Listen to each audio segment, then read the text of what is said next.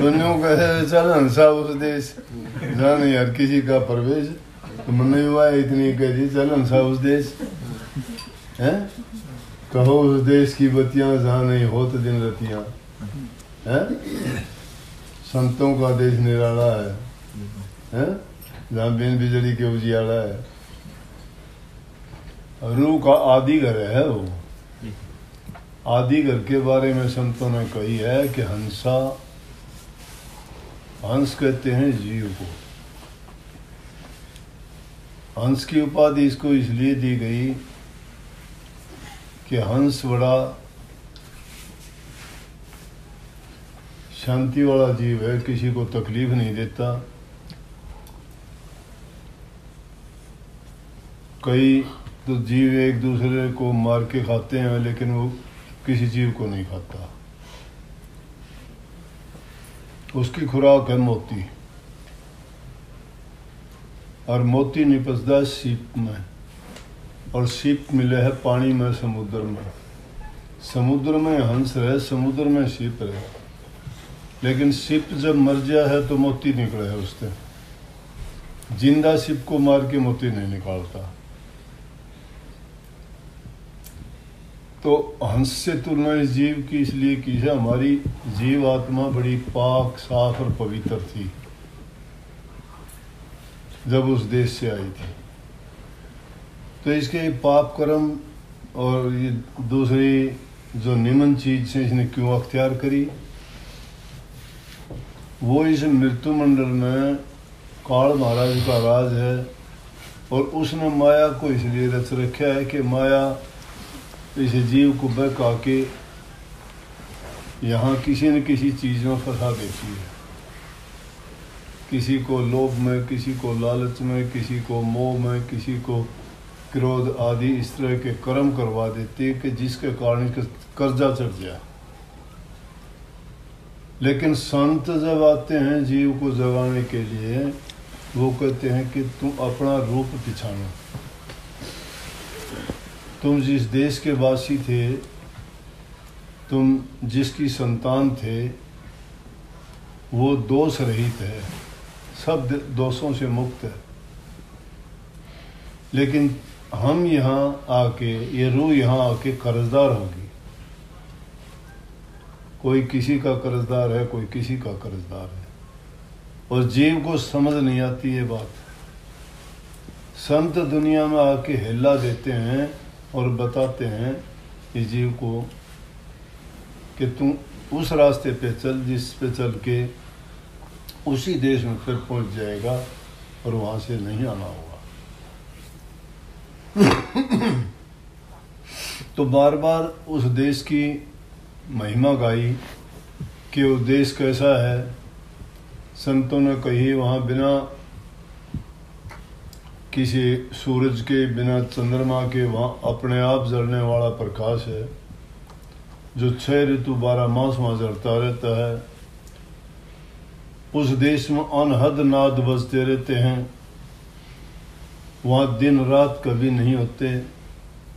वहाँ जीवों में, रूहों में कोई भिन्नता नहीं है, कोई छोटी बड़ी नहीं, सबके साथ एक जैसा सलूक है। वहाँ आनंद ही आनंद है कि जिसमें रह के, क्योंकि इंसान को तकलीफ तो जब होती है या तो उससे कोई ज़्यादा अच्छा दिखता है, ज़्यादा बड़ा दिखता है, तो माया का खेल यही है। यहाँ तो इस देश में जितनी भी चीज़ हैं, किसी को सुखी देखते हैं, किसी को अमीर देखते हैं, किसी के बड़े मकान देखते हैं, कोई राजा है तो कोई रंक है, कोई भिखारी है तो कोई दुखी है, कोई रोगी है तो कोई स्वस्थ है। सब एक जैसे नहीं हैं, अलग अलग प्रकार के लोग हैं। लेकिन वहाँ उस देश में कोई भिन्न नहीं है। जिस प्रकार से समुद्र का सारा पानी देखोगे तो एक जैसा नज़र आता है, इसी प्रकार ये रूह उस में जाके जब मिल जाती हैं तो समुद्र की तरह एक जैसी हैं। वहाँ ये नहीं कि अलग अलग उसका कोई कार्य हो या किसी प्रकार की भिन्नता हो। तो संतों ने फरमाया कि उस देश में चलो तो रूह को ये तो पता नहीं। हम तो सुख चाहते हैं शरीर का, हम सुख चाहते हैं इंद्रियों का, हम सुख चाहते हैं मन का, शारीरिक, मानसिक और जो वैचारिक हैं, इन चीज़ों का सुख देखते हैं, लेकिन आत्मिक सुख नहीं देखते, रूहानी सुख नहीं खोजते। और रूहानी सुख वो होता है जो रूह को सुखी कर दे। रूह को सुखी करने वाला सामान इस तीन लोक के राज में कोई नहीं है जिससे रूह खुश हो सके। तो इसमें जो सामान मिलता है, उस सामान से तो इंसान को शरीर का सुख मिल जाएगा, मन का सुख मिल जाएगा, इंद्रियों के सुख मिल जाएंगे। उन रसों में और आनंद में पड़ के ये दुनिया से बाहर नहीं निकलना चाहते। और जो आत्मिक सुख है, जो रूहानी सुख है, वो सुख प्राप्त करने का रास्ता सिर्फ संतों के पास है और किसी के पास नहीं। लेकिन काल ने अनेक पाखंड रच दिए, कहीं पूजा पाठ कर दी, कहीं तीर्थ व्रत कर दिए, कहीं और दूसरी इतनी चीज़ों का वो कर दिया कि जिसमें जीव बह जाता है। और उनमें फंस के सिर्फ लौकिक भक्ति उसको कह सकते हैं हम, जो इस लोक में कार्य तो उसमें भक्ति वाले हैं, अच्छे दिखाई देते हैं, लेकिन उसमें रूह का कोई काम नहीं है। अगर कोई मंदिर, मस्जिद, गुरुद्वारे जाता है, कोई दान पुण्य करता है, कोई तीर्थों पे जाता है, कोई यज्ञ हवन पूजा पाठ करता है, उसमें रूह का क्या काम है? नामवरी हो जाती है, लोगों को इज्जत मान मिलता है दुनिया में। उनका ये हो जाता है कि वो दानी है, वो परोपकारी है, वो भूखे नंगियों को कोई दे के, तो उनके कारण उसको मान तो मिलता है दुनिया में, लेकिन ये मान जब मिलता है तो ये गिरा देता है इंसान। रूह उसमें भटक जाती है, रूह का कोई काम नहीं। इसलिए संतों ने इसको ज्ञान का नाम रूहानी ज्ञान दिया है। दुनियादारी के जो ज्ञान है वो तो यहाँ काम आने वाले हैं। ये ज्ञान कोई संतों ने कहा कि और ज्ञान सब ज्ञानड़ी ब्रह्म ज्ञान सोई ज्ञान। और तो ज्ञान ज्ञानड़ी हैं, ज्ञानड़ी का मतलब निम्न दर्जे का ज्ञान है वो। लेकिन जो ब्रह्म का ज्ञान जब तक नहीं होता है, ये जीव को ये नहीं पता मैं कौन था, कहाँ से आया और यहाँ मेरा क्या काम है और क्यों यहाँ से जाऊँ। यहाँ नकली संबंध जो इसने जोड़े, जो नाते यहाँ आके बनाए, वो नाते अटूट नहीं है। मालिक के साथ जुड़ा हुआ नाता तो अटूट है, वो टूटता नहीं है। चाहे हम भूले हुए हैं फिर भी उसका नाता जुड़ा ही हुआ है, लेकिन दुनिया के नाते टूट जाते हैं। पति पत्नी कभी इकट्ठे नहीं रह सकते, जुदा होना पड़ता है। संतान कभी उनके साथ सदा के लिए नहीं रह सकती, कभी न कभी जुदा हो ही जाते हैं। महल मकान मंडप बनाए बड़े बड़े, वो भी सब छोड़ के जाना पड़ता है।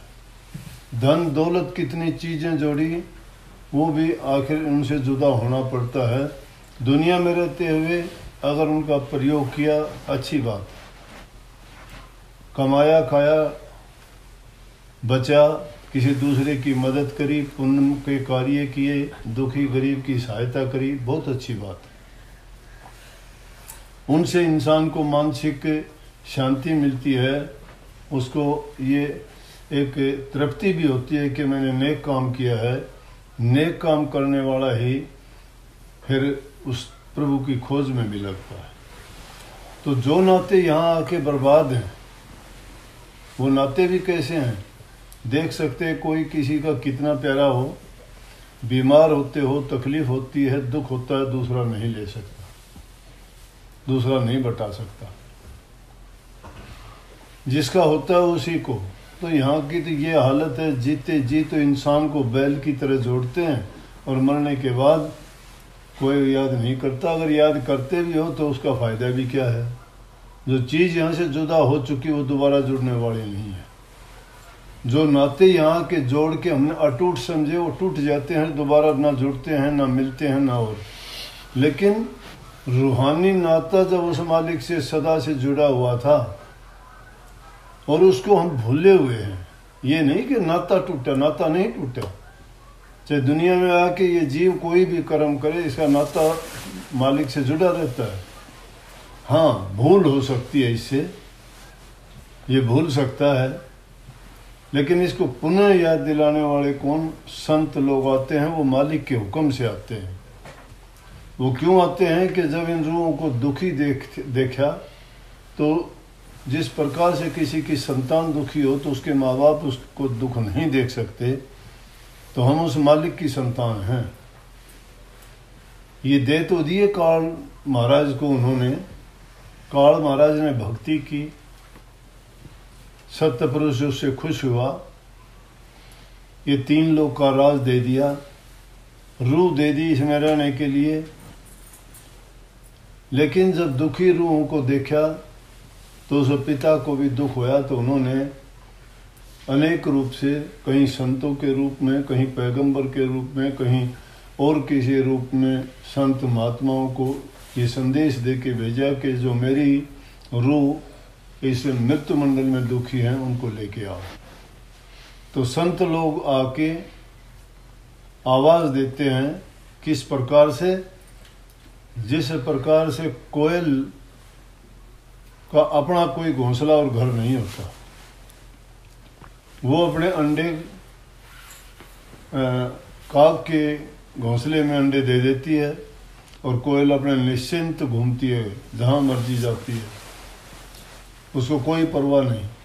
काग उस अंडों को सेता है, उसमें बच्चे निकाल लेता है, बच्चे बड़े हो जाते हैं, उड़ने लायक होते हैं, तो कोयल जब आवाज़ सुनाती है तो जो कोयल के बच्चे होंगे वो काग का घोंसला छोड़ के कोयल के पीछे भागेंगे।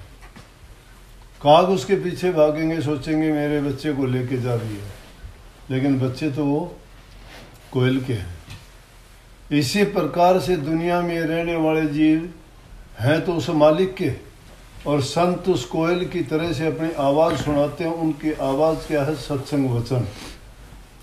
और वो सुना के उनको जगाते हैं, उनको चेताते हैं, उनको भटके हुओं को याद दिलाते हैं कि देख भाई, जिस दुनिया में तू आया है ये दुनिया तेरी नहीं है, तेरा घर और है। और उसको वहाँ ले जाने के लिए संत उनको समय समय पर चेता के, उपदेश करके, ज्ञान दे के और इस संसार के जंजाल से, मोह के बंधनों से छुटवाते हैं और उस अगम देश का भेद दे के कहते हैं चल हंसा उस देश जहाँ सुख है, शांति है, खुशहाली है, समृद्धि है। वहाँ जाने के बाद में कभी आना जाना नहीं होता, ना पछताना पड़ता है, ना वहाँ कर्म बनता है। कर्म नहीं बनता तो कर्म भोग नहीं बनता। कर्म करने से कर्म फल बनता है, कर्म फल बनने से कर्म भोगना पड़ता है। कर्म चाहे कैसा भी हो, चाहे वो अच्छा कर्म है चाहे निमन कर्म है। निमन कर्म होगा तो आदमी निमन ही पैदा होगा, कोई गरीब पैदा होगा, कोई बीमार पैदा होगा, कोई अपाहिज पैदा होगा। और अगर उसने अच्छा काम किया है, नेक काम किया है, दान पुण्य किए हैं, परोपकार भलाई की हैं, तो उसका उच्च दर्जे में होगा, साहूकार बन के आ जाएगा, राजा बन के आ जाएगा और हर प्रकार से वो एक उच्च दर्जे का जीवन भोगेगा। लेकिन हैं दोनों बंधन। वो इस प्रकार से जैसे सोने की बेड़ियाँ, अच्छे कर्म करके आया है दुनिया में, फिर कर्म करेगा, फिर कर्म फल बनेगा, कर्म फल बनेगा, फिर कर्म भोगेगा। संत कहते हैं वो कर्म करो जिससे कर्म फल ही ना बने। गीता में इस सीधा संदेश और उपदेश यही है कि कर्म करे जा बंदे, मत कर फल का इंतजार, जैसा कर्म करेगा बंदे वैसा ही फल तुझे मिलेगा, वैसा ही फल देगा। करतार तो नहीं देता, इंसानों की भूल है। जब कभी कोई ऐसे अवसर आते हैं तो कहता है परमात्मा ने ये सही नहीं किया, परमात्मा ने ये गलत किया।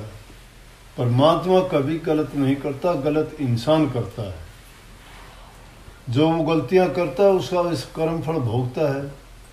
परमात्मा तो बस सिर्फ देखता रहता है, उसको आज़ादी दी गई है, कर्म कोई भी कर, लेकिन कर्म जो करेगा उसका कर्म फल तू ही भोगेगा, दूसरा कोई नहीं भोगेगा। पिता का कर्म पिता भोगेगा, माँ का कर्म माँ, बेटे का बेटा, बहू का बहू, जो भी जिस अवस्था में है, जिसने जैसा कर्म किया है, अपने अपने कर्म के भागी होंगे, एक दूसरे के कर्म के भागी नहीं। एक समय की बात, एक जंगल में रहने वाला कोई डाकू रोजाना जीव हिंसा करता, उनको मार देता, रास्ते में जो कोई मिलता लूटता खसूटता और उसका लेके अपना जीवन निर्वाह करता। जब मालिक ने किसी को रास्ता दिखाना होता है तो उसके लिए प्रबंध और इंतजाम भी कर देता है। ये नहीं पता परमात्मा किस वेश में आके, परमात्मा का अपना कोई रूप नहीं है, लेकिन किसी के लिए आके वो रास्ता खोलता है, उसको ज्ञान देता है, उसको चेता देता है, वो परमात्मा का ही रूप होता है।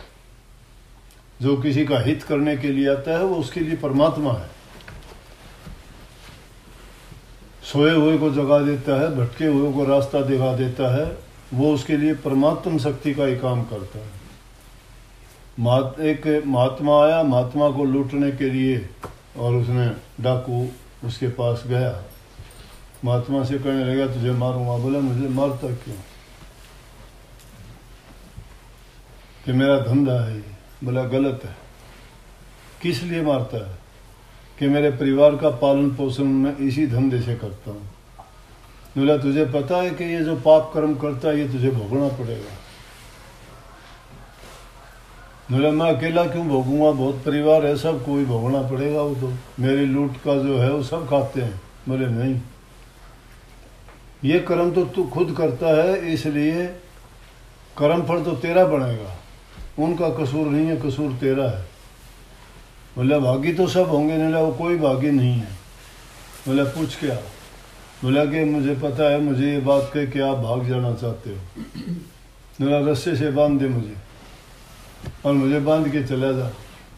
उसने उसको पेट से बांध दिया महात्मा को, और पास में उनके झोंपड़े थे, वहाँ जाके पूछा अपने माँ बाप से, परिवार वालों से कि मैं ये जो कर्म करता हूँ, ये पाप कर्म, किसी को मारता हूँ, लूटता हूँ, खसूटता हूँ, और तुम्हारा इसमें सब खाते हो तो सब भी साझी हो गए, कर्म तो आपका भी हुआ। बोले नहीं, तू करता है तुझे ही भोगना हो पड़ेगा, तेरा कर्म तो हमारा हम भोगेंगे। फिर बोला मैं ये कर्म क्यों करूँ? महात्मा को जाके खोल दिया, महात्मा के चरण पकड़े और कहने लगे कि आप तो मेरे परमात्मा, इतने दिन से जो पाप कर्म किए वो मेरे गुनाह कैसे माफ होंगे? महात्मा ने कहा कि पहले बुरा कमाए के विष की बांधी पोट, कोट कर्म पल में कटे जब आए सतगुरु की ओट। कि कोटि कर्म, कोटि गंदे कर्म करके भी संतों की शरण में चला जाता है, उनकी ओट ले लेता है तो सब दग्ध हो जाते हैं। जब चेते तभी भला और मोह नींद से जाग। जब चेत ले इंसान तभी भला है। ये ना सोचो कि अब क्या, अब तो उम्र गई, थोड़ी बहुत रही है, ये होगा वो होगा, नहीं। तो जो जिसके लिए हित का काम कर दे वो उसके लिए खुदा है।